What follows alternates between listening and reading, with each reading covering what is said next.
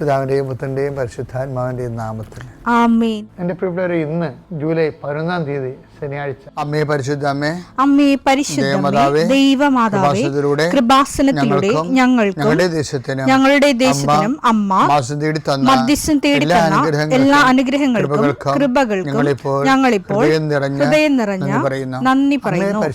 അമ്മേ പരിശുദ്ധമേ, ദൈവമാതാവേ, 2004 ഡിസംബർ 7 ഉച്ചകഴിഞ്ഞ് 2:30 കൃപാസനത്തിൽ സംഭവിച്ച അമ്മയുടെ പ്രത്യക്ഷപ്പെടലിനെ കുറിച്ച് തിരുസഭയ്ക്ക് സമർപ്പിച്ചിരിക്കുന്ന പഠനരേഖകളുടെ മേൽ സഭാത്മകമായ പഠനം ആരംഭിക്കുവാൻ ഞങ്ങൾ പ്രാർത്ഥിക്കുന്നു.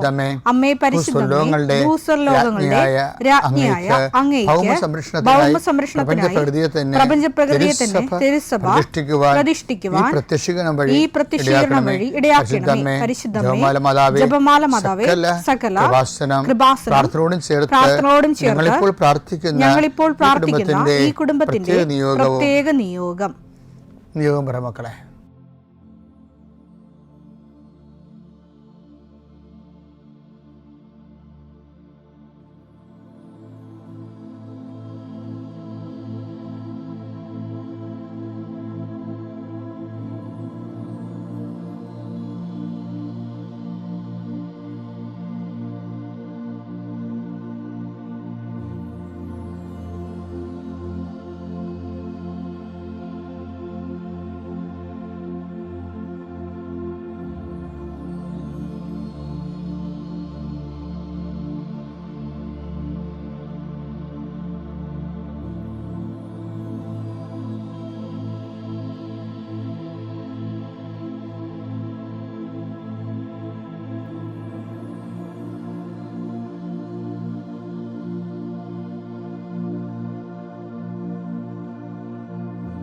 അമ്മയുടെ പ്രത്യക്ഷീകരണത്തിന്റെ ഈ അനുഗ്രഹവേളയിൽ ഞങ്ങൾക്ക് സാധിച്ചു തരുവാൻ കനിയണമേ.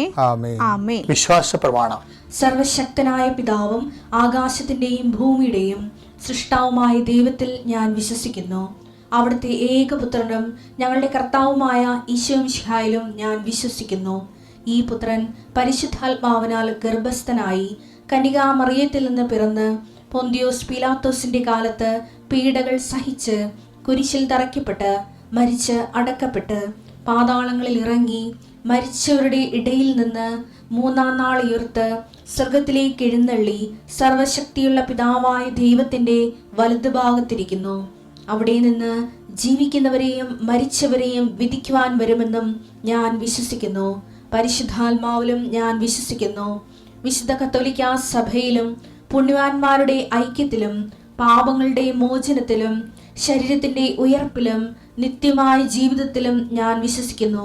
ആമേൻ. സ്വർഗ്ഗസ്ഥനായ ഞങ്ങളുടെ പിതാവേ, അങ്ങയുടെ നാമം പൂജിതമാകണമേ. അങ്ങയുടെ രാജ്യം വരണമേ. അങ്ങയുടെ തിരുമനസ് സ്വർഗത്തിലെ പോലെ ഭൂമിയിലും ആകണമേ. അന്നു വേണ്ടുന്ന ആഹാരം ഇന്ന് ഞങ്ങൾക്ക് തരണമേ. ഞങ്ങളോട് തെറ്റ് ചെയ്യുന്നവരോട് ഞങ്ങൾ ക്ഷമിക്കുന്നത് പോലെ ഞങ്ങളുടെ തെറ്റുകൾ ഞങ്ങളോടും ക്ഷമിക്കണമേ. ഞങ്ങളെ പ്രലോഭനത്തിൽ ഉൾപ്പെടുത്തരുതേ, തിന്മയിൽ ഞങ്ങൾ രക്ഷിക്കണമേ. ആമേൻ. നന്മ നിറഞ്ഞ മറിയമേ, സ്വസ്തി. കർത്താവ് അങ്ങയുടെ കൂടെ സ്ത്രീകളിൽ അങ്ങ് അനുഗ്രഹിക്കപ്പെട്ടവളാകുന്നു. അങ്ങയുടെ ഉദരത്തിൻ ഫലമായി ഈശോ അനുഗ്രഹിക്കപ്പെട്ടവനാകുന്നു.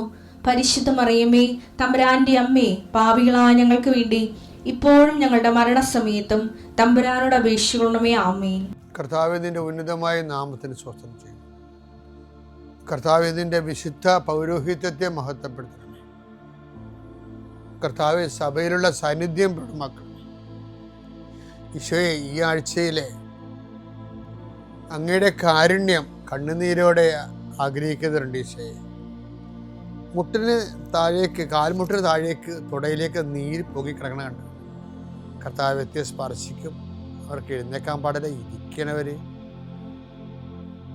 കർത്താവെ, അങ്ങനെയുള്ള എല്ലാവരും നീ സ്പർശിക്കണം. പ്രാർത്ഥിക്കണമെന്നും പ്രാർത്ഥിച്ചത് സുഖപ്പെട്ടിട്ട് ജോലി ചെയ്യണമെന്ന് ആഗ്രഹിക്കുന്ന എല്ലാവരെയും നീ സ്പർശിക്കണേ കർത്താവെ. കർത്താവെ, യാത്രയുള്ള മക്കളെ ഞാൻ ഏൽപ്പിച്ച് പ്രാർത്ഥിക്കുന്നു. കർത്താവെ, വിദേശത്തേക്ക് യാത്ര ചെയ്യുന്നവരും സ്വദേശത്തേക്ക് യാത്ര ചെയ്യുന്നവരും ജോലി സംബന്ധമായി യാത്ര ചെയ്യുന്നവരും യാത്ര മുടങ്ങിപ്പോരുണ്ട് ഈശോയെ. കാലുകൾ ഉദച്ചും വാഹന അപകടത്തിലും മരത്തിൽ നിന്ന് വീണും പലരും ഈ ദിവസങ്ങളിൽ അവരുടെ ഫോട്ടോയും കൂടെ എൻ്റെ അടുത്ത് വന്ന് അവരെല്ലാം ഞാനിപ്പോൾ ഓർത്ത് പ്രാർത്ഥിക്കണം. ഈശോ നിന്റെ തിരുമുറുപാടുന്ന വലതുകരം, ആണിപ്പടുതാർന്ന അത്ഭുതകരം കിടപ്പ് രോഗികളുടെ മേൽ നീ നീട്ടണമെന്ന് പ്രാർത്ഥിക്കുന്നു. അടിപ്പിണർ പോലെ വൈദാഘാതം പോലെ ദൈവിക ശക്തി അവരിലേക്ക് ആവഹിക്കണമേ എന്ന് പ്രാർത്ഥിക്കുന്നു. നീ പോകുന്നിടത്തെല്ലാം നിന്റെ കൂടെ ഞാനുണ്ടാകുന്ന നല്ല ചില കർത്താവേ, നിന്റെ ചൈതന്യം അവരിലേക്ക് ആവശ്യിക്കുകയും എൻ്റെ പ്രാർത്ഥനയിൽ ആശ്രയിച്ചിരുന്ന് പ്രാർത്ഥിക്കുമ്പോൾ എൻ്റെ കാര്യം അച്ഛൻ പറഞ്ഞില്ലല്ലോ എന്ന് ഓർത്ത് ഇപ്പം സങ്കടപ്പെടുന്നവരെ അവർ മനസ്സിൽ വിചാരിക്കുന്ന കാര്യത്തിൻ്റെ മേലെ മാതാവിൻ്റെ മധ്യസ്ഥത്തിൽ യേശു നാമത്തിലെ വിടുതൽ ലഭിക്കട്ടെ. പിതാപുത്രനും പരിശുദ്ധാത്മാവിനെ നീക്കുവാമേ. കഴിഞ്ഞ ദിവസങ്ങളിലൊക്കെ നമ്മൾ രമ്യ വർഗീസിനെ കുറിച്ച് പറഞ്ഞു. രമ്യ വർഗീസിൻ്റെ സാക്ഷ്യത്തിലെ ചില ജീവിത നിരീക്ഷണങ്ങളുണ്ട്. ഇപ്പോൾ ഈ എഡ്യൂക്കേറ്റഡ് ആയിട്ടുള്ള ആൾക്കാർ സാക്ഷ്യം പറയുമ്പോൾ അവരാണ് ഇങ്ങനെ ഈ ഉടമ്പടി is a way of life, covenant is a way of life എന്നൊക്കെ പറയണത്. അല്ല, ജോസഫച്ചൻ പറഞ്ഞു കൊടുത്തതല്ല അവരോട്. അവർ ജീവിച്ചു വന്നപ്പോൾ അവർക്ക് മനസ്സിലായി ഇതൊരു ജീവിത വഴിയാണ്, ജീവിത രീതിയാണ്. രമ്യ വർഗീസ് അങ്ങനെയല്ല പറയണത്. രമ്യ വർഗീസ് പറഞ്ഞത് ഉടമ്പടി നമ്മൾ തളർന്ന് വരുമ്പോൾ ചാരിക്കിടക്കാനുള്ള ഒരു ഇടമാണ് ഉടമ്പടിയെന്ന്. അതായത് സഹനങ്ങളിൽ തളരുമ്പോൾ ചാരിക്കിടക്കാനുള്ളൊരു ഇടമാണ്, ഒരാശ്വാസ ഇടമാണ് ഉടമ്പടി. അതെന്താ അവരെങ്ങനെ പറയണമെന്ന് വെച്ച് കഴിഞ്ഞാൽ അവർ ഭർത്താവിൻ്റെ മരണത്തിന് ശേഷം ഓരോ വളർച്ചയ്ക്കും ആ വളർച്ചയ്ക്ക് മുമ്പ് നമ്മൾക്കിന്ന് പ്രെയർ ഡ്രോ ചെയ്യാൻ വേണ്ടി, പുണ്യങ്ങൾ പുരോഗമിക്കാൻ വേണ്ടി ദൈവം ചില പ്രോബ്ലംസ് നമുക്ക് തരും, പസിൽസ് തരും. അപ്പോൾ നമ്മളത് ചെയ്യണം. ഇപ്പോൾ രമ്യ വർഗീസിനെ സംബന്ധിച്ചിടത്തോളം, ഇപ്പോൾ രമ്യ വർഗീസ് ഭർത്താവ് മരിച്ചു കഴിയുമ്പോൾ ഭർത്താവിന് ഈശോയോട് പറയുമേ 3 കുഞ്ഞുങ്ങളുണ്ടല്ലേ, വളർത്തണമല്ല, എന്തെങ്കിലും മാർഗമുണ്ടോ? അത് ഇവർക്കൊക്കെ ഒരു ഗുണമെന്ന് പറയുന്നത് ഇവർക്ക് കർത്താവുമായിട്ട് അവർ കമ്മ്യൂണിക്കേറ്റ് ചെയ്യുന്നുണ്ട്. എനിക്കറിയാവില്ല, ദൈവത്തിൻ്റെ ബന്ധത്തിൽ ഇപ്പോൾ ഈ ഉടമ്പടിത്തെ നാളെ നമ്മളെ സാക്ഷികളെ കേട്ടവർക്ക് മനസ്സിലായത് ഒത്തിരി മനുഷ്യർ അവളുടെ ഒരു വീട്ടിലെ അംഗത്തെ പോലെയാണ് അമ്മയുടെ കൂടെ ജീവിക്കുന്നത്. അമ്മയുടെ കൂടെ അവർ ഡയറക്റ്റായിട്ട് സംസാരിക്കുന്നു. അവിടെ അമ്മ വേണമെന്നില്ല, അമ്മയുടെ ചിത്രം പോലും വേണമെന്നില്ല. പക്ഷെ അമ്മ കേൾക്കുന്നുണ്ടെന്നവർക്ക് അവരുടെ മനസ്സ് അവരോട് പറഞ്ഞുകൊണ്ടിരിക്കും, നീ പറ, അമ്മ കേൾക്കുന്നുണ്ട് എന്ന് പറയും.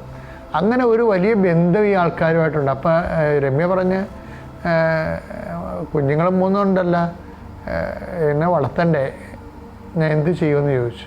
എന്നിട്ട് ഇപ്പോൾ പറഞ്ഞത് എൻ്റെ 2 PSC റാങ്കിലെ ലിസ്റ്റും ക്യാൻസലായിപ്പോയി, കിട്ടിയില്ല ജോലി എന്ന് പറയും. ഉടനെ അത് പറഞ്ഞതേ ഉള്ളൂ. പിറ്റേ ആഴ്ച വേറെ 2 ലിസ്റ്റ് കൊടുത്തു.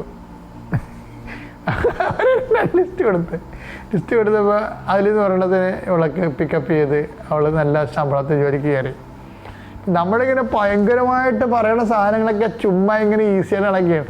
അപ്പോൾ വേറെ രസമുണ്ട്, എനിക്ക് ഇഷ്ടപ്പെട്ടതെന്ന് വെച്ചാൽ പിന്നെ പറഞ്ഞ് ഈ ജോലിക്ക് പോകാൻ തുടങ്ങിയപ്പോഴാണല്ലോ സംഗതി കുഴപ്പത്തിലാണെന്ന് മനസ്സിലായത്. എന്ന് വെച്ചാൽ ഇപ്പം മാതാപിതാക്കന്മാരും വളരെ പ്രായമാണ്. പിന്നെ പിള്ളേർ 3 കിളന്തകളാണ്. അതിലൊന്ന് പിള്ളേർ സ്കൂളിലും പിന്നെ താഴത്തെ കുഞ്ഞു ക്ലാസ്സിലും പോണ പിള്ളേരാണ്. ഈ കക്ഷികൾ വീട്ടിൽ എന്തൊരു പരവേശമാണ് അമ്മമാർക്ക്. ഈ കക്ഷികൾ വീട്ടിൽ വരണ മുമ്പ് അമ്മമാർ വരണം. പക്ഷേ അമ്മയുടെ ജോലി എന്ന് പറഞ്ഞാൽ 90 കിലോമീറ്റർ അകലെയാണ്.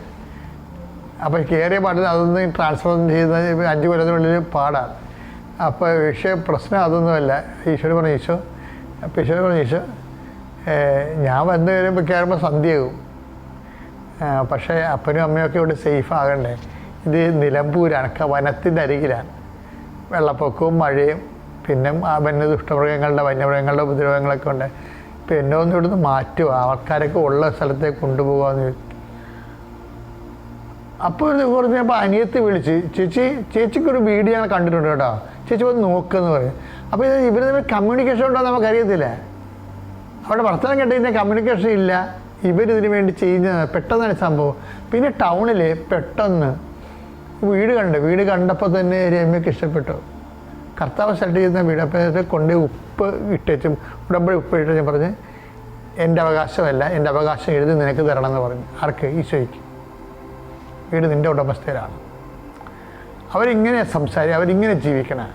അതിൽ അങ്ങനെ ജീവിക്കണ കുറേ മനുഷ്യരുണ്ട്. കർത്താവുമായിട്ട് ഉടമ്പടി ഏറ്റവും വലിയ വിഷയം നല്ലൊരു പെർഫെക്റ്റ് റിലേഷനിലേക്ക് ദൈവമായിട്ട് വരുന്നു എന്നുള്ളതാണ്. കാര്യം ഉടമ്പടി ഉള്ള കാര്യങ്ങൾ തന്നെ വൃത്തിമേനായിട്ട് ചെയ്താൽ തന്നെ നമ്മൾ ഓട്ടോമാറ്റിക്കായിട്ട് നല്ല റിലേഷനിലേക്ക് വരും ദൈവമായിട്ട്. കമ്മ്യൂണിക്കബിൾ ജോസഫച്ചൻ അതിനെ ഞാൻ അതിനെ വിളിക്കണത് കമ്മ്യൂണിക്കബിൾ റിലേഷൻ എന്നാണ്.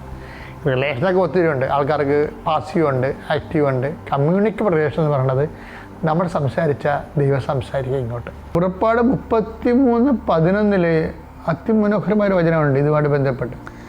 അത് വായിച്ചത് സ്നേഹിതനോടെന്ന പോലെ കർത്താവ്.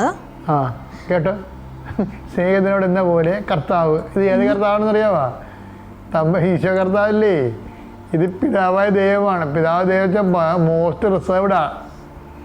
പക്ഷെ മോസസിനോട് എന്താണ് സംഭവിച്ചിരിക്കുന്നത്?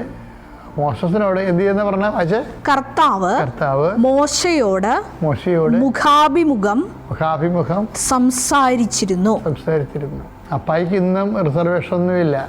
നമ്മളപ്പ നിത്യതയുമായിട്ട് മാത്രം നമ്മൾ നിത്യതയെ കോൺസെൻട്രേറ്റ് ചെയ്താണ് നമ്മളുടെ ഒരു പൂർണ്ണമായ എല്ലാ മൂവ്മെൻറ്റ്സും നിത്യതയെ കോൺസെൻട്രേറ്റ് ചെയ്തുകൊണ്ടാണ് നമ്മൾ ജീവിക്കണത്, മറ്റുള്ളവരെ ജീവിപ്പിക്കണമെന്ന് അപ്പായിക്ക് തോന്നിയാൽ അപ്പോൾ മോസസിൻ്റെ കാലത്ത് പോലെ നമ്മൾ കമ്മ്യൂണിക്കബിൾ ആകും. പക്ഷേ വിഷയം നിത്യതയായിരിക്കണം. കാര്യം നമ്മൾ നിത്യതയെക്കുറിച്ച് പറയുമ്പോൾ അപ്പയെ സംബന്ധിച്ചിടത്തോളം അപ്പ അത് കൗണ്ട് ചെയ്യണത് നമ്മൾ ഈശോയെ മഹത്വപ്പെടുത്തുക എന്നുള്ളതാണ്. ഈശോയെ മഹത്വപ്പെടുത്തുമ്പോൾ അപ്പയുടെ പദ്ധതിയാണല്ലോ ഈശോ. അപ്പോൾ ഓട്ടോമാറ്റിക്കായിട്ട് ആ മഹത്വം അപ്പയ്ക്ക് കിട്ടണം. അപ്പം അതുകൊണ്ട് പിന്നെ അങ്ങനെ വരുമ്പോൾ അപ്പ നമ്മളോട് ഇൻട്രാക്ട് ചെയ്യാൻ തയ്യാറാവും. അപ്പം അത് ആ ഉടമ്പടിയിലുണ്ടാകുന്ന ഏറ്റവും വലിയ സാധ്യത എന്ന് പറഞ്ഞാൽ കമ്മ്യൂണിക്കബിൾ പ്രസൻസാണ്. Communicative presence. ഇപ്പം കമ്മ്യൂണിക്കേറ്റീവ് ഇംഗ്ലീഷ് എന്നൊക്കെ നിങ്ങൾ പറഞ്ഞില്ല, അതുപോലെ കമ്മ്യൂണിക്കേറ്റീവ് പ്രസൻസ് ഉണ്ട്. അപ്പോഴും നമ്മളോട് കമ്മ്യൂണിക്കേറ്റ് ചെയ്യും. എന്നുവെച്ചാൽ നമ്മൾ എന്ത് പറയുന്ന അളവിലും തൂക്കത്തിലും സഡൻ ആക്ഷൻ ഉണ്ട്. അത് കമ്മ്യൂണിക്കേറ്റീവ് പ്രസൻസ് എന്ന് പറയുന്നത്. അപ്പം രമ്യ വർഗീസ് അതിൻ്റെ ഒരു ആ അനുഭവതലത്തിലേക്ക് വന്ന് നിങ്ങൾക്ക് എല്ലാം ഇതിന് ഉടമ്പടിക്കെല്ലാം ആ സാധ്യതയുണ്ട്. അതാണ് ഞാൻ സാധ്യത പ്രയോജനപ്പെടുത്തണമെന്ന് പറഞ്ഞത്. പിതാവിൻ്റെയും പുത്രൻ്റെയും പരിശുദ്ധാത്മാവിൻ്റെയും നാമത്തിൽ.